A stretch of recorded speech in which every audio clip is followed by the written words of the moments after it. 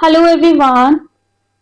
Hello everyone. This is Nilufi Neha Khan and welcome to our YouTube channel Shikshalaya. तो आज हम बात करेंगे फ्रांसीसी क्रांति के मोस्ट इम्पॉर्टेंट क्वेश्चन आंसर्स के बारे में। जैसे कि आप लोगों को बहुत टाइम से आप लोग रिक्वेस्ट कर रहे थे कि, और मैं भी चाह रही थी कि किसी ना किसी तरीके से आप लोगों को एक ऐसी टेस्ट सीरीज या कह लीजिए एक ऐसा कोर्स अवेलेबल किया जाए फ्री में, जो कि आप लोगों का टॉपिक से रिलेटेड जितने भी डाउट्स हैं आपके वो सारे क्लियर हो जाएं। और क्वेश्चन आंसर सीरीज जो आपकी रहेगी इसमें हम डिटेल में एक्सप्लेन करेंगे, ठीक है, ताकि आपको उस क्वेश्चन से रिलेटेड, उस चैप्टर से रिलेटेड जितने भी डाउट्स हो सकते हैं वो सारे ही इसमें कवर अप किए जाएं।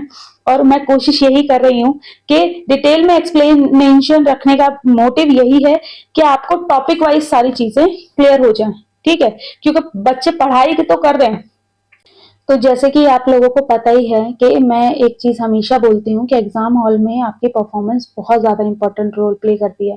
और ये जो सीरीज हम स्टार्ट कर रहे हैं इसका मोटिव यही है कि एटलीस्ट जो भी टॉपिक आपको हम कराएं उन टॉपिक से रिलेटेड कोई भी क्वेश्चन आता है आपका, तो वो आपका क्लियर कट आपके पास आंसर होना चाहिए। इसीलिए मैंने उस हर एक टॉपिक से रिलेटेड, हर क्वेश्चन से रिलेटेड डिटेल में एक्सप्लेन किया है ताकि आप लोगों के डाउट्स क्लियर हो जाए।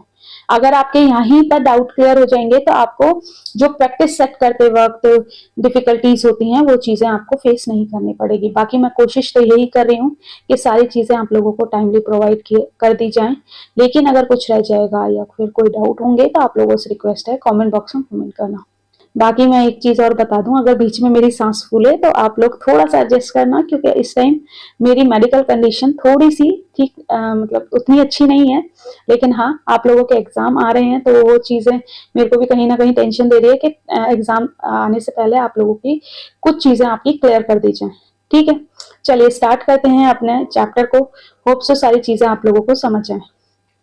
सबसे पहला, जैसा कि मैंने आपको बताया, हमारा पहला टॉपिक है फ्रांसीसी क्रांति। और इसके बाद जो आपका डीएसएसबी का ऑफिशियल सिलेबस रहेगा ना, ठीक है, उसके अकॉर्डिंग हम टॉपिक करेंगे। और एक चीज याद रखिएगा, जो भी टॉपिक मैं आपको कराऊंगी, ठीक है, वो आपके एनवीएस, ईएमआरएस और केवीएस सब में इंपॉर्टेंट होंगे।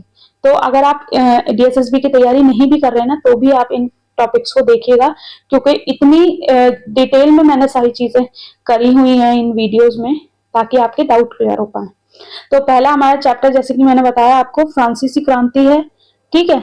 और इसका अगर बात करें क्वेश्चन के बारे में, तो क्वेश्चन है आपका, फ्रांसीसी क्रांति का मुख्य कारण क्या था, ठीक है। अगर आपने ये चैप्टर पढ़ा है तो ये एटलीस्ट आपका ये चीजें क्लियर हो ही गई होंगी, या फिर आपने हमारे नोट से भी पढ़ा है तो यहाँ पर 101% मैं श्योर हूं कि बच्चों का आंसर आ गया होगा, ठीक है। तो यहाँ पर ऑप्शन आपके पास है औद्योगिक क्रांति, धार्मिक संघर्ष, आर्थिक कठिनाई, विदेशी आक्रमण। तो यहाँ पर अगर आप चीजें ढंग से पढ़ी हैं तो आपको पता ही होगा, यहाँ पर जो आपका आंसर होगा वो होगा सी, आर्थिक कठिनाई, ठीक है। और इंग्लिश और हिंदी दोनों में ही मैंने एक्सप्लेनेशन प्लस आपका क्वेश्चन दोनों चीज रखी हैं, ताकि हिंदी मीडियम वाले हों या इंग्लिश मीडियम वाले हों, दोनों को ही सारी चीजें डिटेल में समझ आ जाए, ठीक है। चलिए, तो अगर हम बात करें इस क्वेश्चन के बारे में डिटेल में, तो देखिए, फ्रांसीसी क्रांति का मुख्य कारण गंभीर आर्थिक कठिनाई थी, जिसमें राष्ट्रीयकरण, सामान्य लोगों पर उच्च कर और खाद्य की कमी शामिल थी। इन आर्थिक चुनौतियों ने तीसरे वर्ग में व्यापक असंतोष पैदा किया, जिसके बदलाव की मांग उठी, ठीक है। तो यहाँ पर आपने जब ये चैप्टर पढ़ा तो ये चीजें आप लोगों की पहले ही क्लियर हो गई होंगी कि फ्रांसीसी क्रांति का जो मुख्य कारण था वो लोगों का आर्थिक कठिनाई थी, क्योंकि लोगों का जीवन यापन करना ही मुश्किल हो रहा था। एक बेसिक नीड्स उनकी पूरी नहीं हो पा रही थी, ठीक है। क्यों? क्योंकि जो ये राष्ट्रीयकरण था है और जो उच्च कर थे, इन्होंने तीसरे वर्ग की कमर तोड़ रखी थी, ठीक है। अब आपको सारी चीजें समझ आ रही होंगी, ठीक। और हाँ, एक चीज और बताइएगा कि आप लोगों को ये सीरीज कैसी लग रही है, कमेंट बॉक्स में कमेंट जरूर करिएगा, क्योंकि सही बता रही हूँ, पीडीएफ बनाने में बहुत ज्यादा टाइम लगता है, हर चीज को मेंटेन करने में, आंसर लिखने में, समझाने में, ठीक है। तो आप लोगों से इतनी तो मैं रिक्वेस्ट कर सकती हूँ कि आप लोग इस, जितना भी मैं आप लोगों के लिए कर रही हूँ, तो आप लोग एटलीस्ट इसे लाइक शेयर जरूर करेंगे, ठीक है। सेकेंड क्वेश्चन है आपका, फ्रांसीसी क्रांति की शुरुआत किस घटना से हुई थी? तो ये अगर आपने चैप्टर पढ़ा है तो ऑब्वियसली बात है, यहाँ पर सबके आंसर आ गए होंगे। पहला ऑप्शन है लुई 16 का निष्पादन, टेनिस कोर्ट की शपथ, बास्तिल पर धावा और आतंक का शासन। ठीक है, तो यहाँ पर अगर आपने सही से चीजें पढ़ी हैं तो आपका ऑप्शन आ ही गया होगा। यहाँ पर ऑप्शन नंबर सी आपका सही हो जाएगा। बास्तिल का जो पतन था, ठीक है, वो आपके लिए फ्रांसीसी क्रांति की शुरुआत माना जाता है, क्योंकि कहीं ना कहीं जो लोगों के अंदर एग्रेशन था वो वहीं से ही शुरू हुआ था। अब इसकी एक्सप्लेनेशन देख लेते हैं कि एक्सप्लेनेशन में आपका क्या है। ठीक है, 14 जुलाई 1789 को बास्तिल पर धावा बोलना फ्रांसीसी क्रांति की शुरुआत माना जाता है। बास्तिल जो शाही अत्याचारों का प्रतीक था। अब आपसे यहाँ पर यह भी क्वेश्चन पूछा जा सकता है कि शाही अत्याचारों का प्रतीक किसे माना जाता था, तो आपका यहाँ पर आंसर क्या होगा, बास्तिल को। ठीक है, को क्रांतिकारियों द्वारा ध्वस्त कर दिया गया, जिससे राजशाही के खिलाफ व्यापक विद्रोह की शुरुआत हुई। ठीक है, यहाँ पर इतने डिटेल में चीजें समझ आ रही होंगी और यहाँ होप सो आप लोगों के डाउट भी क्लियर हो रहे होंगे कि ये जो चैप्टर है, इस चैप्टर में से क्या क्या इंपॉर्टेंट है और किस तरीके से आपसे एग्जामिनर क्वेश्चन पूछेगा। सेकंड क्वेश्चन है, थर्ड क्वेश्चन है आपका, स्टेट जनरल क्या थी। ठीक है, पहला आपका ऑप्शन है एक धार्मिक संस्था थी क्या, दूसरा ऑप्शन है एक सैन्य संगठन, तीसरा ऑप्शन एक विधायी सभा, चौथा ऑप्शन एक शाही अदालत। तो यहाँ पर आपने सही से चीजें पढ़ी हैं तो ये चीज क्लियर हो गई होगी। ऑप्शन नंबर सी आपका सही है, जो है एक विधायी सभा। ठीक है, अब बात करें कि स्टेट जनरल के बारे में कंप्लीट डिटेल में बात करें तो स्टेट जनरल फ्रांस में एक विधायी सभा थी जो 3 वर्गों का प्रतिनिधित्व करती थी। 3 वर्ग कौन कौन से थे आपके, पादरी, कुलीन और साधारण लोग। ठीक है, इसके बाद 1789 में वित्तीय संकट को हल करने के लिए इसे बुलाया गया था, लेकिन समस्याओं को हल करने में इसकी विफलता ने क्रांति की ओर ले गया। ठीक है, तो इसकी जो विफलता थी वही एक तरीके से क्रांति का कारण बना, क्योंकि अगर ये सभा सॉल्व कर लेती सारी चीजों को तो आपको ये क्रांति नहीं देखने को मिलती। नेक्स्ट क्वेश्चन है आपका, फ्रांसीसी क्रांति के दौरान आतंक के शासनकाल का नेतृत्व किसने किया। ये ऑप्शन है Napoleon Bonaparte, Robespierre, Louis 16, Jean Paul. ठीक है, तो अगर आप ने सही से चीजें पढ़ी हैं तो यहाँ पर आपका आंसर जो हो जाएगा वो हो जाएगा बी, रोबोस्पियर। ठीक है, अगर बात करें एक्सप्लेनेशन की तो रोबोस्पियर आतंक के शासनकाल के दौरान मुख्य नेता थे जो क्रांति की रक्षा के लिए किए गए अत्यधिक उपायों से चिन्हित था, जिसमें संभावित दुश्मनों के सामूहिक निष्पादन शामिल थे। अंततः रोबोस्पियर की नीतियों ने उसकी ही मौत का कारण बन गई थी। ठीक है, नेक्स्ट क्वेश्चन है आपका, मानव और नागरिक अधिकारों की घोषणा क्या थी। ऑप्शन एक धार्मिक ग्रंथ, एक शाही आदेश, फ्रांसीसी क्रांति का एक मौलिक दस्तावेज, एक सैन्य आदेश। तो यहाँ पर अगर आप सही से चीजें देखेंगे तो यहाँ पर ये जो क्वेश्चन है इसका आंसर हो जाएगा आपका ऑप्शन नंबर सी, फ्रांसीसी क्रांति का मौलिक दस्तावेज। अब यहाँ पर अगर आप व्याख्या देखेंगे तो देखिए उस टाइम पे क्या सिचुएशन थी। मानव और नागरिक अधिकारों की घोषणा अगस्त 1789 में अपनाई गई थी और इनमें सभी लोगों के लिए स्वतंत्रता, संपत्ति और सुरक्षा के अधिकारों को परिभाषित किया था। यह क्रांतिकारी आदर्शों का एक आधारशिला बन गया, जिसमें समानता और कानून के शासन को बढ़ावा दिया गया। ठीक है, इसके बाद बात करें आपके नेक्स्ट क्वेश्चन के बारे में, जो कि 6th है, फ्रांसीसी क्रांति से सबसे अधिक प्रभावित कौन सा वर्ग हुआ था। तो यहाँ पर तो सबको ही क्लियर हो गया होगा, अभी तक हमने क्वेश्चन आंसर में भी ये चीजें क्लियर कर ली कि सबसे ज्यादा जो अधिक प्रभावित हुआ था वो आपका 3rd स्टेट यानी कि तृतीय स्टेट, आपका सी ऑप्शन सही हो जाएगा। तो इसकी व्याख्या देख लेते हैं। तीसरा स्टेट जिसमें किसान, कारीगर, बुर्जुआ शामिल थे, ठीक है, फ्रांसीसी क्रांति से सबसे अधिक प्रभावित हुआ।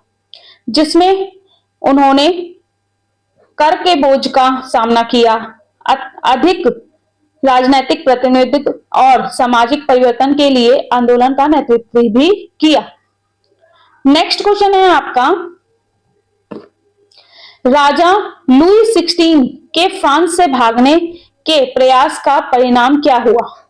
वह सफलतापूर्वक भाग गए। दूसरा, उन्हें पकड़ लिया गया और निष्पादित कर दिया गया, उन्हें माफ कर दिया गया, या फिर उन्होंने सिंहासन का त्याग कर दिया। तो यहाँ पर ऑप्शन आपका जो होगा बी सही हो जाएगा, उन्हें पकड़ लिया गया और उन्हें निष्पादित कर दिया गया। अब इसकी व्याख्या देख लेते हैं। व्याख्या, राजा लुई 16 ने 1791 में फ्रांस से भागने का प्रयास किया था ताकि वो क्रांति के खिलाफ समर्थन जुटा सके, लेकिन उसे पकड़ लिया गया था। उसके भागने के प्रयास से राजशाही को और बदनाम कर दिया गया, जिससे उसके ऊपर मुकदमा चलाया गया। अंततः 1793 में उसे गुलोटीन द्वारा निष्पादित कर दिया गया। नेक्स्ट क्वेश्चन है आपका, सार्वजनिक सुरक्षा समिति क्या थी? ऑप्शन है आपके पास, एक सैन्य संगठन, आतंक के शासन के दौरान एक सरकारी निकाय, दूसरा ऑप्शन एक शाही सलाहकार परिषद, तीसरा ऑप्शन एक आर्थिक समिति, नेक्स्ट ऑप्शन एक धार्मिक समिति। तो यहां पर जो आपका ऑप्शन सही होगा बी सही हो जाएगा, आतंक के शासन के दौरान एक सरकारी निकाय था। अब मैं आपको एक्सप्लेन कर देती हूँ सारी चीजें। सार्वजनिक सुरक्षा समिति का गठन 1993 में फ्रांसीसी क्रांति को आंतरिक और बाहरी खतरों से बचाने के लिए किया गया था। यह आतंक के शासन काल के दौरान सामूहिक निष्पादन के लिए जिम्मेदार थी और इसका नेतृत्व रोबेस्पियर कर रहे थे। ठीक है, नेक्स्ट क्वेश्चन है आपका, नेपोलियन बोनापार्ट कौन था?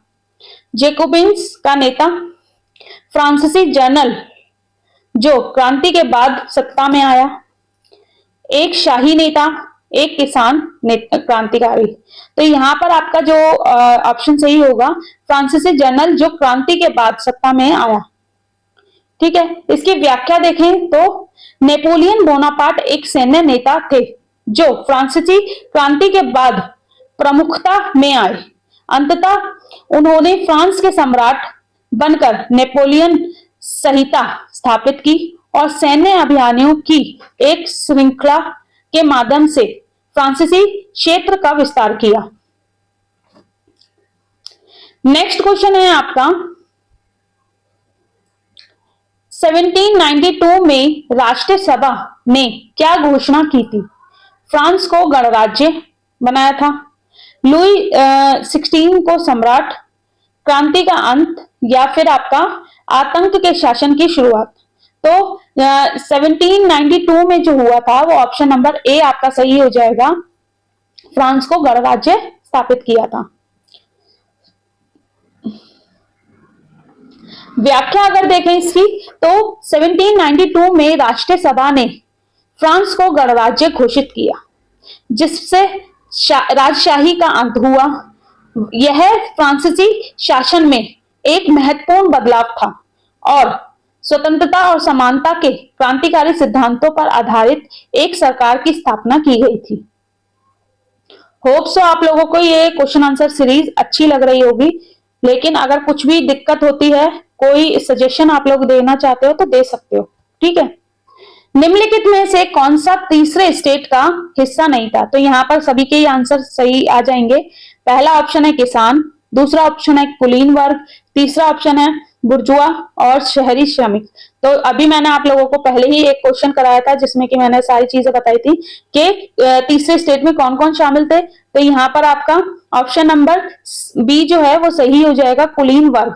ठीक है, बाकी किसान, बुर्जुआ, शहरी श्रमिक जो थे ये सब आपके तीसरे स्टेट में शामिल थे। ठीक है, तो यहाँ पर वही चीज एक्सप्लेन कर रखी है कि कौन कौन शामिल था तीसरे स्टेट में।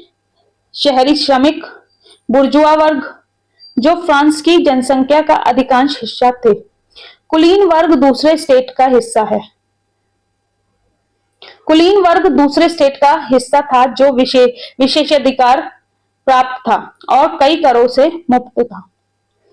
ठीक है, टेनिस कोर्ट की शपथ का उद्देश्य क्या था? ऑप्शन ए, राजशाही का समर्थन करना, एक नया संविधान तैयार होने तक बैठक जारी कर रखना, फ्रांस की विदेशी आक्रमणकारियों से रक्षा करना, पादरी के साथ शांति बनाए रखना। तो यहाँ पर आपका ऑप्शन नंबर बी सही हो जाएगा। एक नए संविधान को तैयार करना और जब तक वो संविधान आपका तैयार नहीं हो जाता तब तक उसे जारी रखना बैठक को। अब यहाँ पर डिटेल में जो एक्सप्लेनेशन दे रखा है वो देख लेते हैं आपका।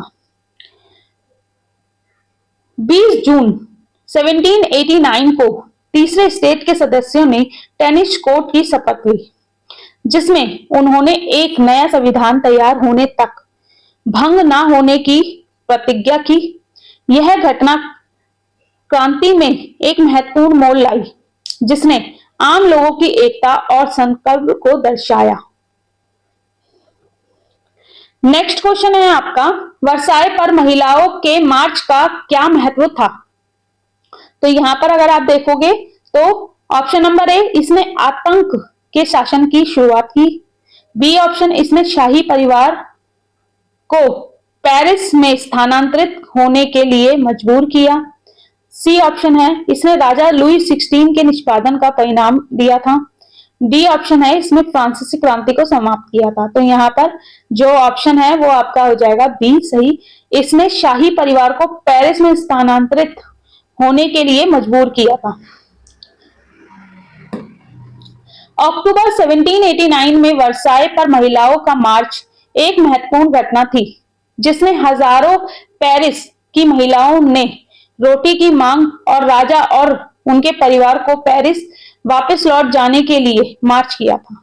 नई राजशाही को स्थानांतरित करने के लिए मजबूर किया, जिससे उन्हें क्रांतिकारियों द्वारा आर्थिक निकटता से देखा जा सकता है।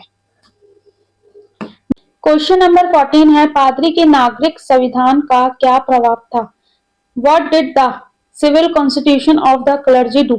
देखिए ये इसकी हिंदी की लैंग्वेज थोड़ी सी सही नहीं है, लेकिन हम बात करें इस क्वेश्चन के बारे में तो ऑप्शन है, पादरी को अधिक शक्ति दी, चर्च को राज्य से अलग किया, चर्च को राज्य का एक विभाग बना दिया।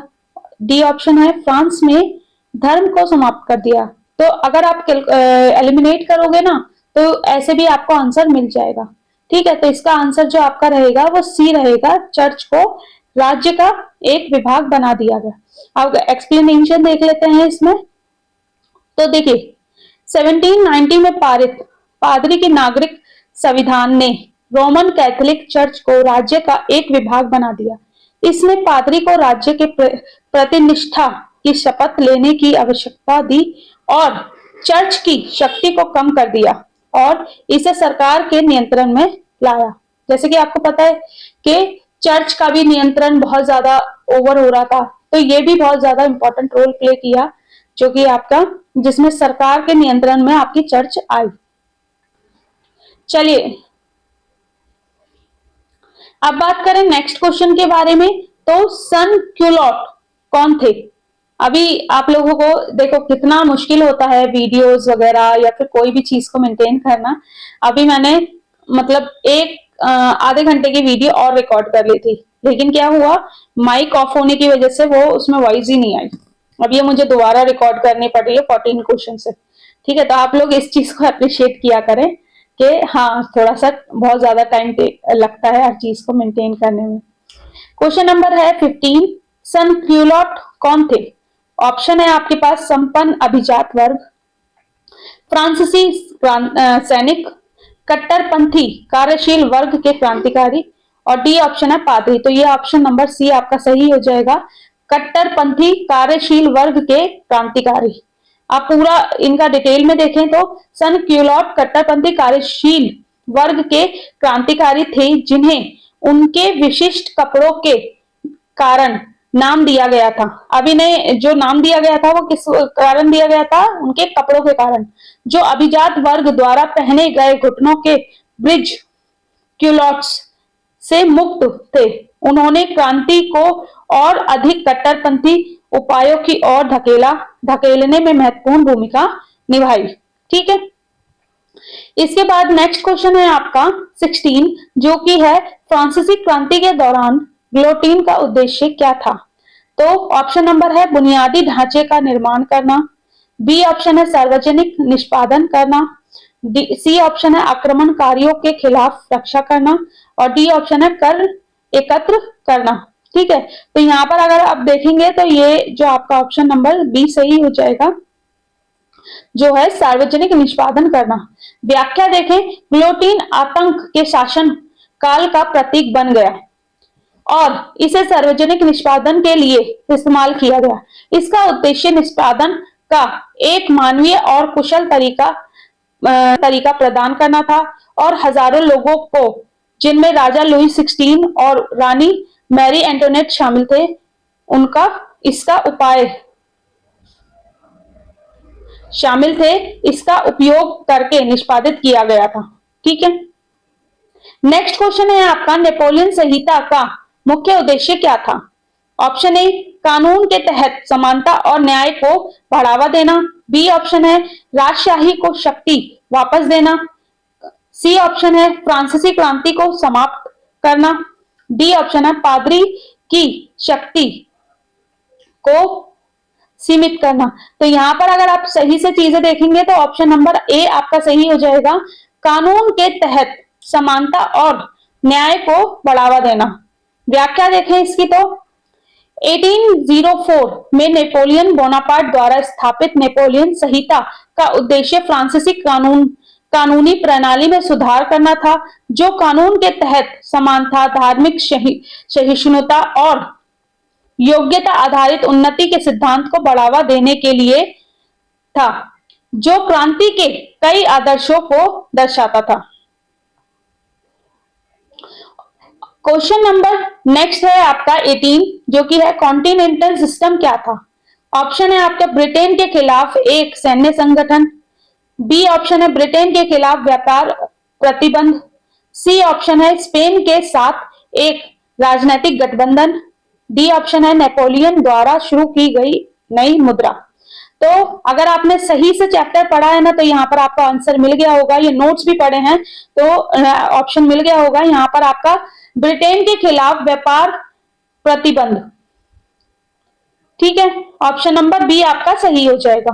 कॉन्टिनेंटल सिस्टम नेपोलियन बोनापार्ट द्वारा लगाया गया था, एक नाकाबंदी था जिसका उद्देश्य ब्रिटेन को यूरोप के साथ उसके व्यापार को काटकर कमजोर करना था। यह प्रणाली अंततः विफल रही क्योंकि इससे पूरे महाद्वीप में आर्थिक कठिनाइयां पैदा हुई और इसे व्यापक रूप से नजरअंदाज किया गया।